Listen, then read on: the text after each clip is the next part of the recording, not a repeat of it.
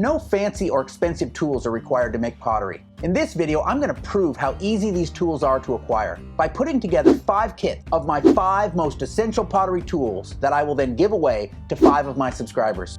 My 5 essential pottery tools are polishing stone, the gourd rib, scraping tool, a knife, and a puki.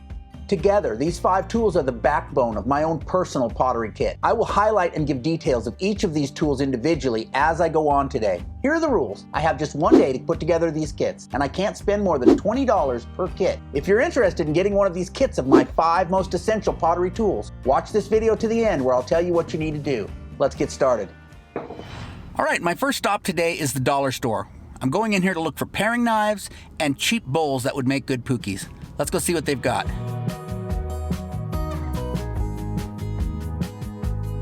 All right, let me show you what I found. So I got these. There were only 3 on the shelf, but these are good. They're nice and deep, and they have a nice rounded shape, and they stop very abruptly. You can't hardly use those ones that kind of curve out because it's hard to kind of put an edge on your pot that doesn't look weird. There were only 3 of these, so I also got these glass ones here, which are shaped similarly, but they're glass. Same price though. So I paid $1.25 for each of these bowls, so that's pretty good. So let me show you the knives I got.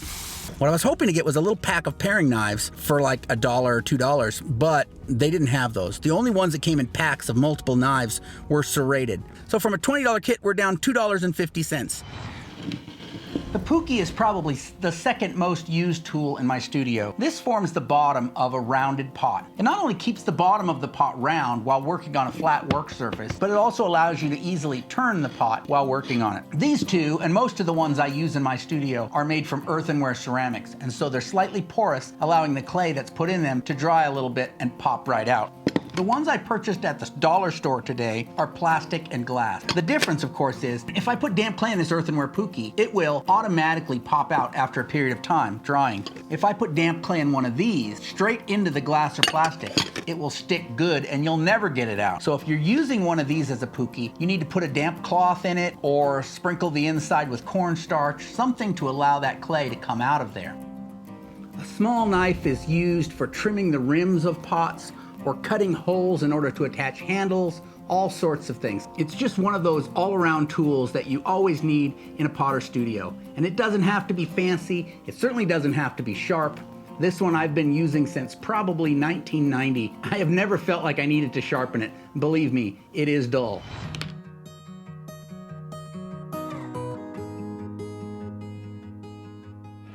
I'm at the Wirtz Gourd Farm in Coolidge, Arizona. They have a great selection of gourds. They have pretty much every kind of gourd you can imagine. They have a website. I'll put the link down in the doobly-doo if you want to check that out. I think you can order online with these guys.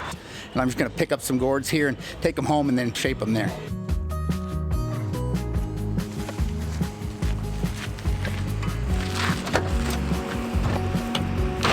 So I can make multiple scrapers with each gourd. So in order to figure out the cost per kit, I need to estimate how many scrapers I'm gonna get from each gourd, which isn't always the same. So I think I have enough gourds to make 28 gourd rib tools. So I spent $44 on the gourds, about $1.60 per scraper. So out of the $20 per kit, I've so far spent $4.10. So that gives me a little less than $16 to spend on polishing stones and the deer rib scraper tools. I think I'm gonna do okay, but we'll see when I get over to the gem show.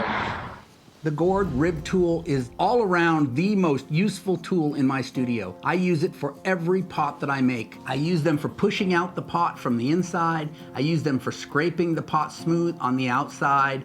I use them for cleaning up the neck and the rim. I use them for all kinds of things. It is just a piece of a gourd that is cut out and shaped. Okay, my last stop, hopefully, is the Tucson Gem and Mineral Show, which should be a one-stop shop for those last 2 items, polishing stones and the scraping tool, deer ribs. The inventory at the gem show changes year to year, all the time, so hopefully I have found those items here in the past. I'm hoping to find them today. Let's go see what we can find.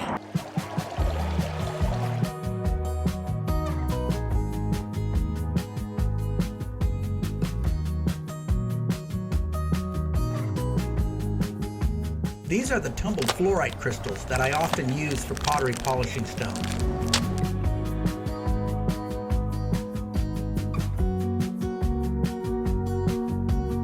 It turns out this place is out of the deer ribs I usually buy for pottery scraping tools. So I'm going to substitute these horn and bone knives instead.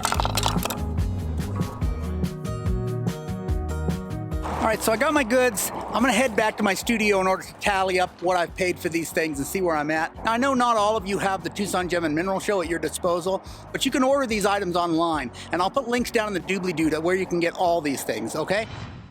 Scraping tools are very important for making pottery. When the pot is still damp and leather hard, I scrape the outside to smooth it and to thin the wall. So you need something with a sharp edge. These deer rib bones work good. If you're not trying to be traditional, a credit card or a gift card or a hotel room key works really good for scraping the outside of that pot as well. I've substituted the deer ribs because they didn't have them in stock with these knives that are made out of bone and horn.